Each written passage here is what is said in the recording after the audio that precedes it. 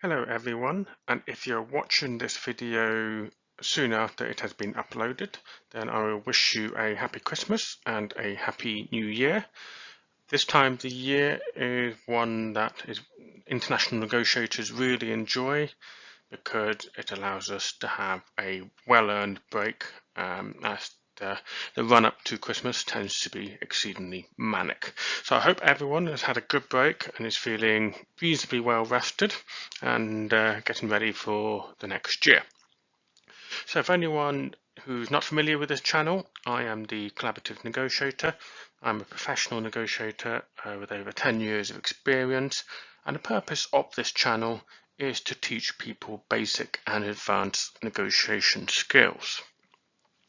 This particular video, I thought I would focus on the topic of the differences between business and government negotiations.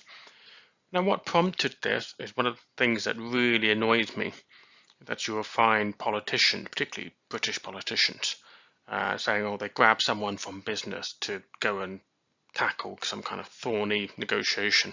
And of course they'll do well just because they were successful in business. This is obviously a complete fallacy. You can be successful in business and you can be an utterly terrible negotiator, especially if you have to operate at the international stage or at government level.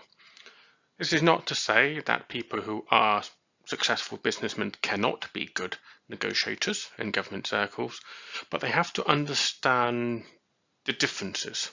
They have to understand what makes a good negotiation and why government negotiations are different to business.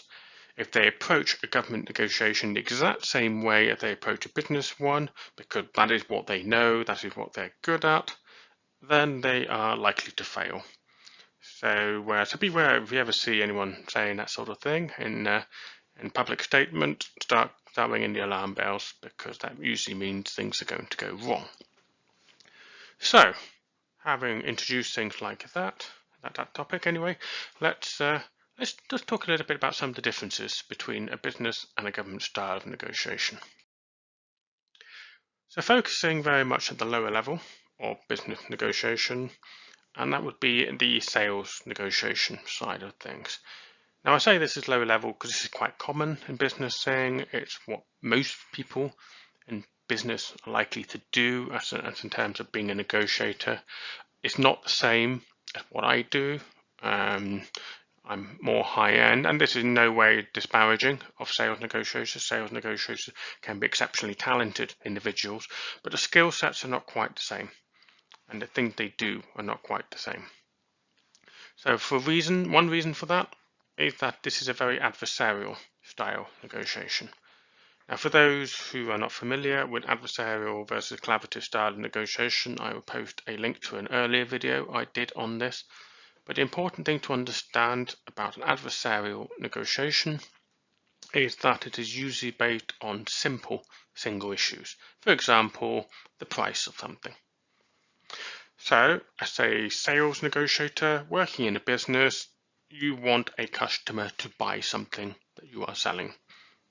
So it can come down to the price, it can just come down to them liking the product, maybe it's the right color or just meets their requirements, whatever it may be.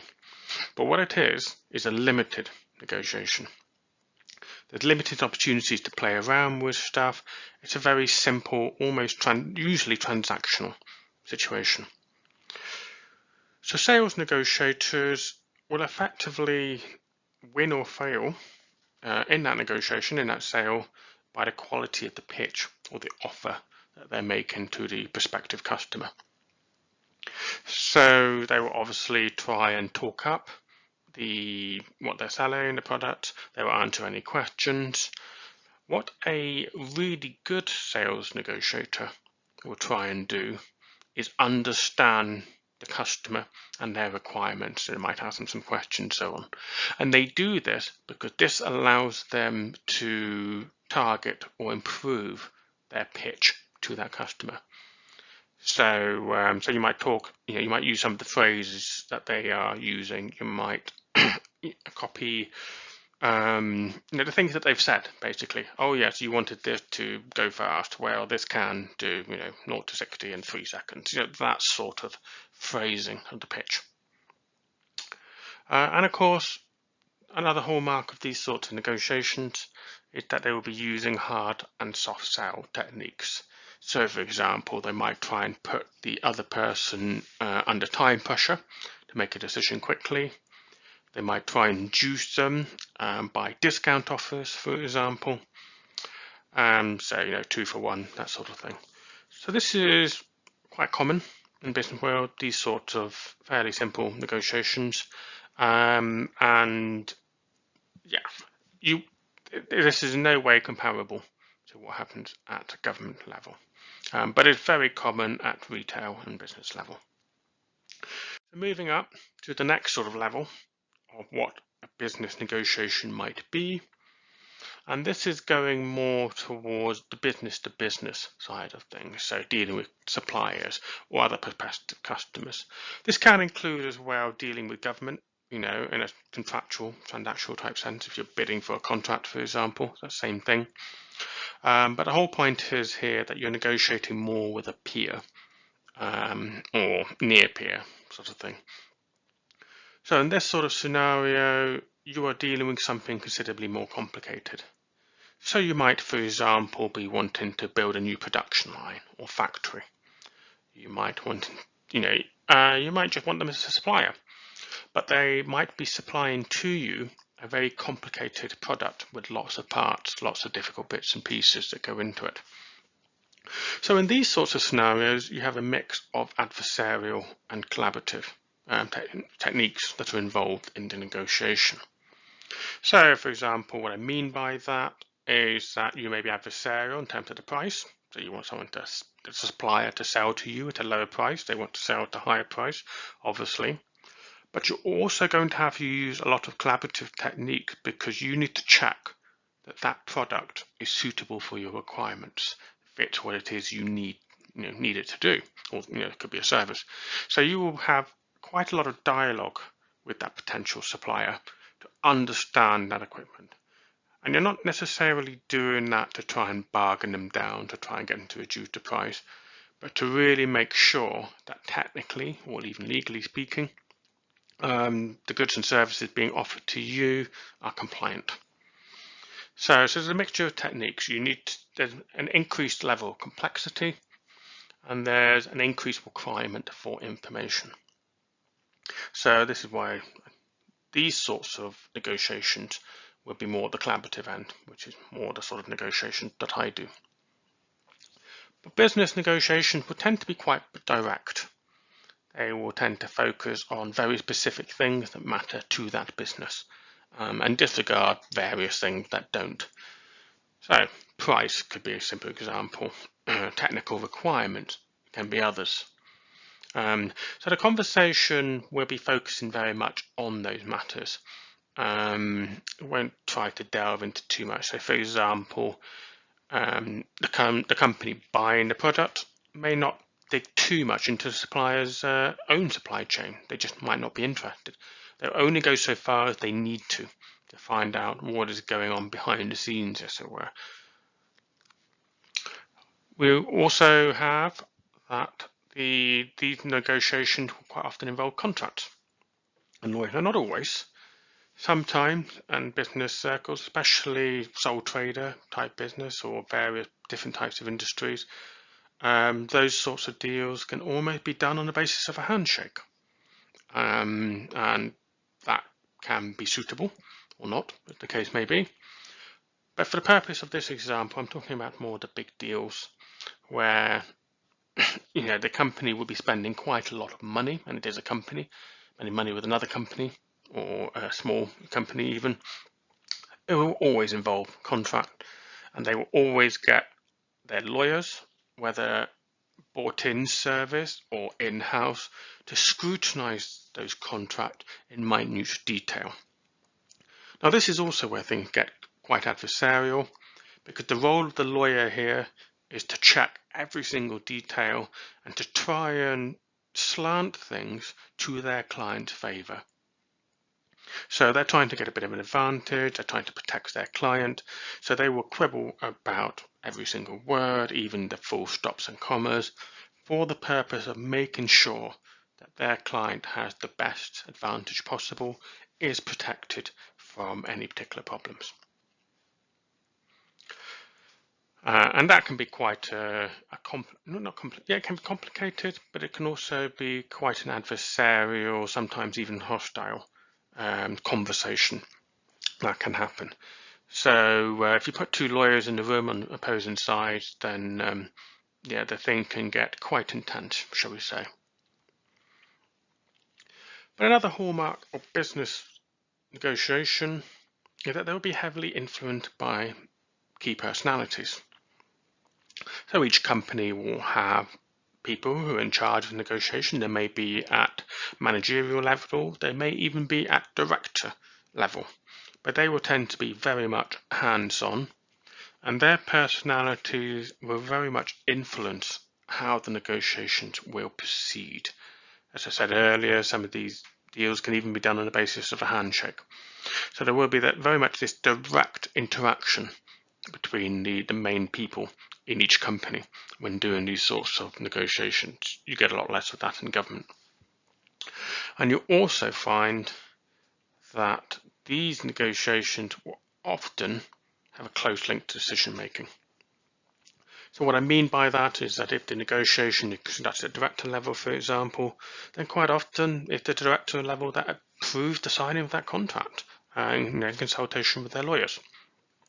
If they're not, let's say it's a lower level manager responsible for doing it, that manager will have close access, direct access to that director. So that means whatever is negotiated, the time taken to sit down at a meeting, write things down and get it decided upon is relatively quick in the business world. That's because they have those close linkages and quite streamlined processes. By contrast, government negotiations are extremely different. So I'll start with a little bit of a, not exhaustive, but a little bit of a listing of the sorts of people that government departments, government organisations would have to negotiate with. Obviously, the first one is with other government departments, other governments, and usually that would be done by foreign offices, Ministry for Foreign Affairs, diplomats, and they have their own way of working. Very much, they will be on the basis of personalities, details, lots of intelligence, lots of understandings of the other country as much as possible. So these would be quite specialist people who have been trained very much to operate at the diplomatic end of the negotiation. So diplomacy is negotiation in many ways. It's very much collaborative negotiation. And this is an obvious example of why that would be different from business. In business, you don't need to be diplomatic. You be direct. You say something doesn't quite meet your price and tell the other company to make you a better offer. At government level, you don't get too far by being that direct. It's seen as quite rude. So you have to be a little bit more subtle, a bit more diplomatic even, about how you approach those sorts of issues. You can also deal with other international organisations and institutions. So, for example, there could be the UN or the EU or NATO or any other those organisations. And they will all have their own ways of working, their own culture. And government will tend to fit in with that. And this is because there's a whole hierarchy, there's a whole system in place. These organisations have been established for a long time, quite usually, and they will have very long established links with the relevant government department. So, but that is quite a complicated relationship with many different levels, many people working on it, and at quite working level and also at quite high level. Another typical person or type of people that the government might have to negotiate with are local national politicians or officials. There could be regional assemblies, devolved administrations, local councils. So there will be elements of negotiations there to address specific project or political or organisational matters. You can also have you can have companies and suppliers as well. Don't forget that the government will spend lots of money with companies, and there will usually be a competitive bid process, not always, but all of those will involve some element of negotiation. So this will head a little bit more towards the business-to-business style of negotiation, and this is essentially the government people operating in a similar-ish way to businesses in order to secure, goods and services. Next on this list are other government departments, which might surprise some people, but actually government departments do have to negotiate with each other. They cannot control each other, possible exceptions of things like number 10 and Treasury, but other government departments do not decide how each other makes decisions or what project or activities they will or won't do. So all of those have to be negotiated as well. Sometimes those may not necessarily be the most harmonious of negotiations. They can be quite difficult, certainly quite complicated. And of course, there's a final, slightly amusing category, terrorists and hostile actors, which again, as much as politicians might like to pretend that this doesn't happen, at the end of the day, this is the job of government officials to negotiate with anybody. That it could include terrorists for good reason. For example, the UK government did negotiate with the IRA back in the day that the IRA could use code words to authenticate their bomb threats. This was to deal with the issue of hoax bomb calls by people completely unconnected with the IRA, for example. So that's a small form of negotiation that would have happened there. And these negotiations are obviously very different because behind them will be the threat of violence and the threat of direct action. And they can happen a little bit at government level as well. And I talk about hostile actors. At the end of the day, if a government is acting in a way that is harmful to your interest, then one option a government negotiator will have is to make a credible threat, possibly a violent threat, or possibly an economic threat back at them as a part of the negotiation process. Having covered that very broad spectrum of negotiation scenarios, what are the common themes? And for me, in my experience, what you tend to find at government level is, unlike business, which can be very direct and very focused on the objective they're trying to achieve, you do not get that level of clarity at government level. Quite often this is because of politics, but it's also due to a whole host of other factors, and they will depend on the scenario being negotiated. But what it means is that in business terms, things are quite simple. You're trying to buy something or build something. So you have all sides have a clear understanding of what the outcome will be. In many government level negotiations, you just don't have that. So you really have to drill into that. You really have to understand what is it that's actually trying to be achieved, and that's a much more complicated process. Government negotiations as a whole tend to be considerably more complicated and uncertain.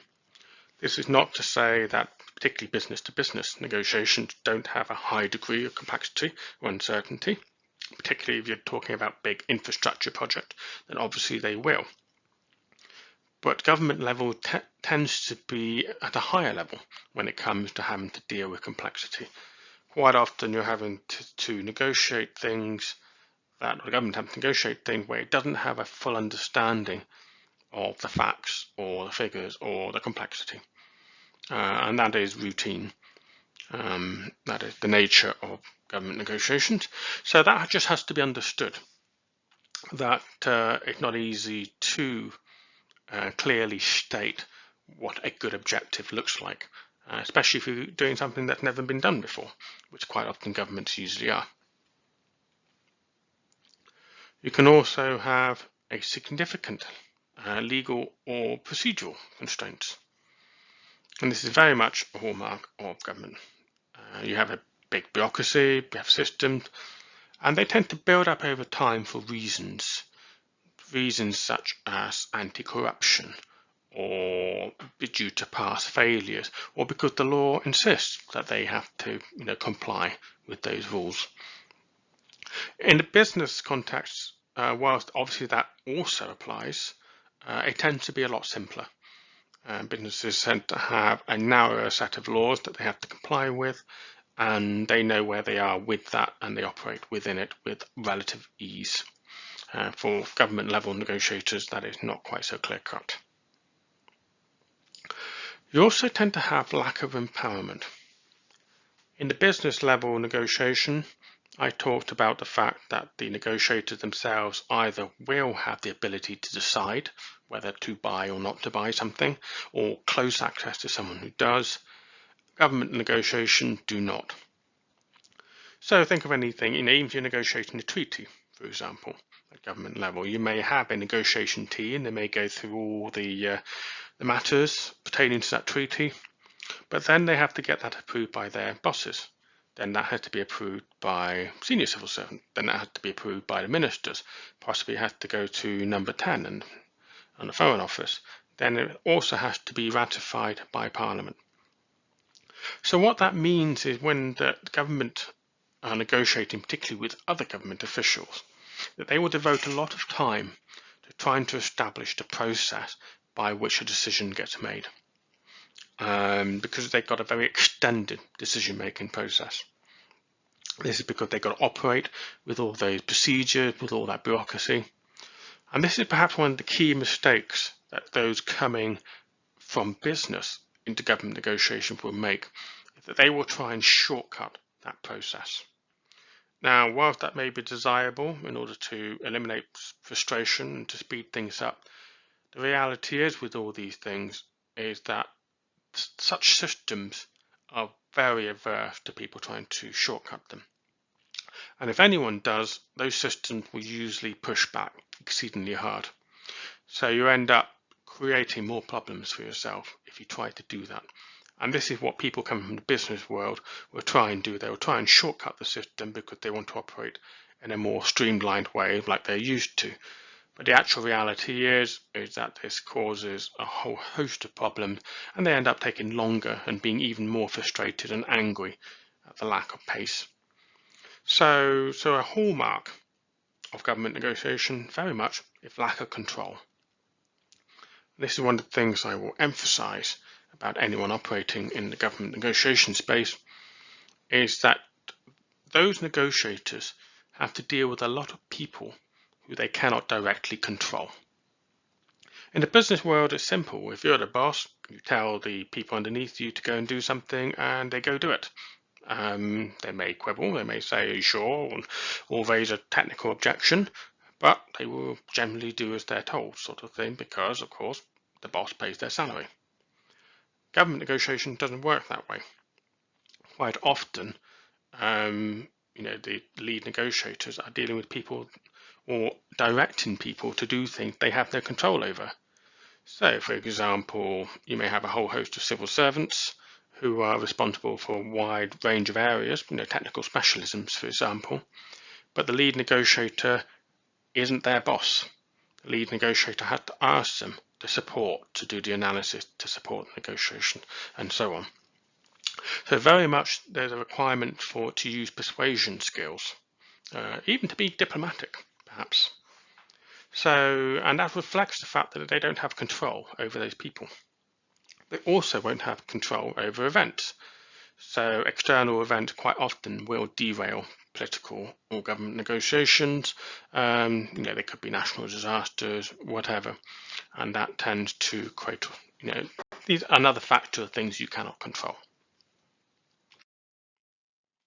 So, in a nutshell, I suppose, if I was to summarize the differences between government and business negotiations, you could always pin it down to the word diplomacy, really.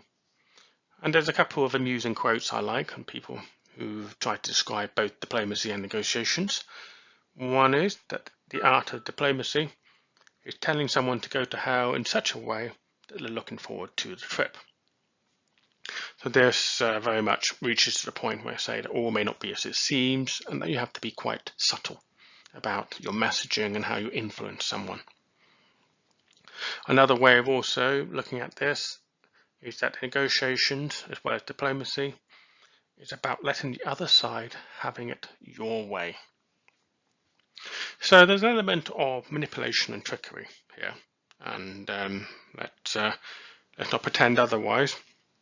So that does mean that when negotiating at different level, you have to understand those subtleties, you have to accommodate them, you have to find a way of making it work for you and using it.